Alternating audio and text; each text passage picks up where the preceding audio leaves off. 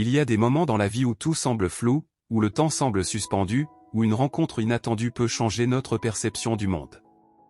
Cela commence souvent dans des circonstances banales, comme un trajet en voiture.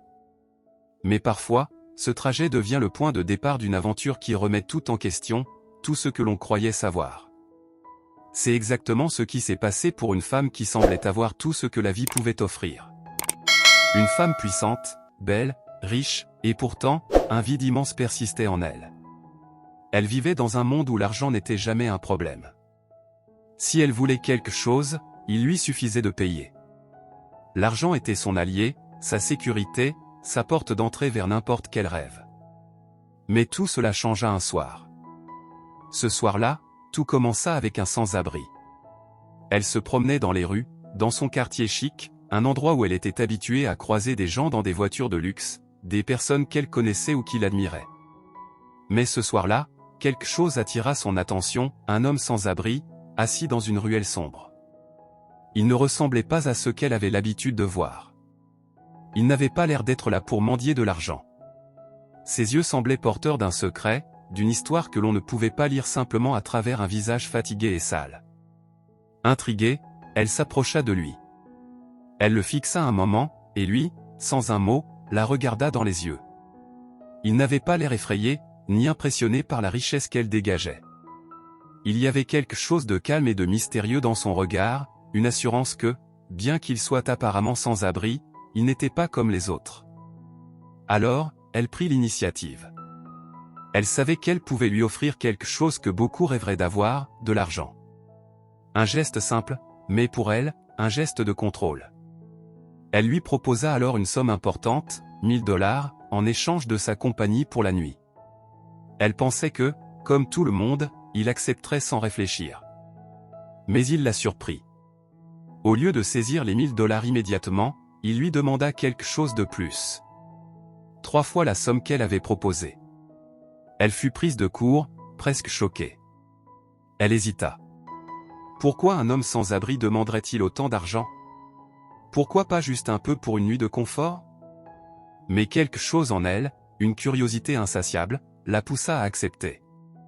Après tout, l'argent n'était pas un problème pour elle, et elle se dit que cette expérience pourrait peut-être lui offrir quelque chose qu'elle n'avait pas encore, une sensation d'excitation, de nouveauté. Elle lui donna donc la somme qu'il demandait, et ils partirent dans un endroit discret, une chambre d'hôtel éloignée de l'agitation de la ville. Mais ce qu'elle découvrit ensuite la laissa sans voix. Après avoir pris l'argent, il ne se contenta pas de l'accepter pour lui-même. Il le distribua à d'autres sans-abri qu'ils croisèrent sur leur chemin. Il donna la totalité de l'argent à des inconnus, des gens dans le besoin, sans même hésiter. Elle le regarda, abasourdie, incapable de comprendre. Pourquoi un homme, qui pourrait s'offrir tout ce qu'il veut, choisissait-il de donner tout ce qu'il avait? Elle était choquée, perturbée par ce geste. Un homme qui n'avait rien, qui venait de recevoir une somme considérable, avait choisi de la partager avec ceux qui en avaient encore plus besoin.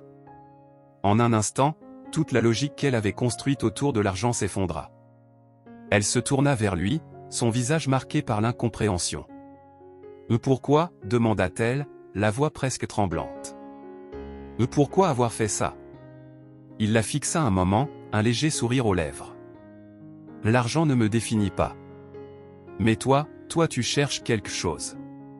Tu cherches ce que l'argent ne peut pas acheter. » Ces mots la frappèrent comme un coup de tonnerre. Elle ne comprenait pas. Que voulait-il dire par là? Quel était ce secret qu'il semblait détenir? Elle se sentait à la fois désemparée et intriguée. Les jours qui suivirent, elle n'arrivait pas à oublier cet homme. Il la hantait, son regard, ses mots. Elle ne pouvait pas s'empêcher de penser à lui. Comment quelqu'un comme lui pouvait avoir une vision aussi différente du monde, une vision qu'elle n'avait jamais envisagée? Elle essaya de le retrouver, mais il avait disparu aussi soudainement qu'il était apparu. Puis, un jour, alors qu'elle pensait avoir tout oublié, elle reçut une lettre. Une invitation à un événement exclusif. Intriguée, elle se rendit à cette soirée où elle découvrirait finalement la vérité. Ce qu'elle ignorait, c'était que cet événement allait tout changer pour elle. Elle allait découvrir que cet homme sans abri n'était pas n'importe qui. Il n'était pas simplement un vagabond. Il faisait partie d'un cercle très fermé d'hommes et de femmes influents, des gens qui avaient tout, mais qui, pour des raisons qu'ils ne comprenaient même pas eux-mêmes, avaient choisi de renoncer à leur richesse, à leur pouvoir. Cet homme, cet inconnu, avait compris quelque chose que tous ceux qui étaient présents à cet événement n'avaient pas encore vu. « Mais tu vois, lui dit-il dans un coin sombre de la salle, tu recherches quelque chose que l'argent ne peut pas t'offrir. Et c'est ce vide que tu ressens, ce vide que tu essaies de combler avec des choses matérielles. Mais l'argent ne peut pas combler ce vide. Seuls les liens humains, le partage, et le véritable amour peuvent le faire. » Ces mots résonnèrent en elle comme un écho. Elle commença à comprendre. L'argent ne pouvait pas lui offrir ce qu'elle cherchait.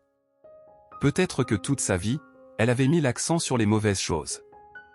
Ce n'était pas l'argent qui importait, mais ce que l'on faisait avec, ce que l'on choisissait d'en faire. Elle était riche, mais cela ne la rendait pas nécessairement heureuse. Elle avait tout, et pourtant elle se sentait vide. Quelques mois passèrent, et elle commença à changer. Elle utilisa sa richesse pour aider ceux qui en avaient besoin, pour redonner au monde ce qu'elle avait pris. Mais l'homme, cet inconnu mystérieux, disparut à nouveau. Elle ne le revit jamais. Mais cette fois, elle savait qu'il n'avait pas besoin de rester. Ce qu'il lui avait montré n'avait pas besoin d'être répété. Elle portait en elle la clé du changement. Aujourd'hui, elle regarde la vie différemment. L'argent, le pouvoir, les biens matériels, tout cela ne compte plus autant. Ce qui compte, c'est ce que l'on donne, comment on aide les autres, comment on s'engage à faire du bien autour de soi. Ce n'est pas la richesse que l'on accumule, mais la richesse que l'on crée dans la vie des autres. Et cette prise de conscience a changé sa vie à jamais.